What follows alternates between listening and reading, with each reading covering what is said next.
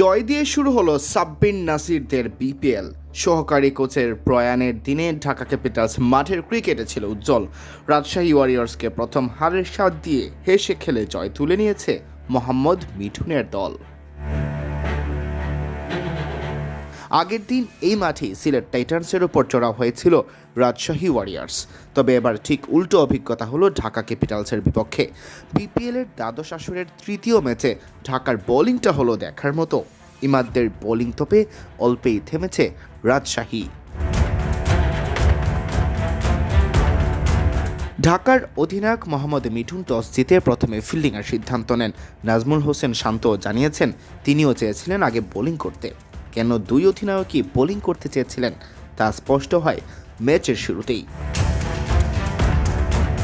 প্রথম বলেই সাজ করে সাহেবজাদা ফারহান। দিনটা ইমাদ ওয়াসিমের তা বুঝতে আর বেশি বাকি ছিল না। দ্বিতীয় আঘাত হানেন অবশ্য নাসির হোসেন। সাজ করে ফেরান 15 বলে 20 রান করা তানজিদ হাসান তামিমকে। এরপর আগের ম্যাচের সেঞ্চুরিয়ান শান্ত আর অভিজ্ঞ ইয়াসির আলীকে ফিরিয়ে চেপে ধরেন ইমাদ। একাদশ ওভার শেষে রান মোটে 78, উইকেট নেই 4টি। অনুমিতভাবেই ধীরে ধীরে আরও ধীর হয়ে যায় রাজশাহীর রানের গতি। শান্তর 28 বলে 37 রানই ছিল সর্বোচ্চ স্কোর। এছাড়া 23 বলে 24 রান করেন মুশফিকুর রহিম। শেষ দিকে চেষ্টা করেছেন মোহাম্মদ নোয়াজও। ইমাদের 3 উইকেট শিকারের দিনে নাসির হোসেন পেয়েছেন জোড়া উইকেট। শেষ পর্যন্ত নির্ধারিত 20 ওভারে 8 উইকেট হারিয়ে 132 রান দাঁড়ায় রাজশাহীর সংগ্রহ।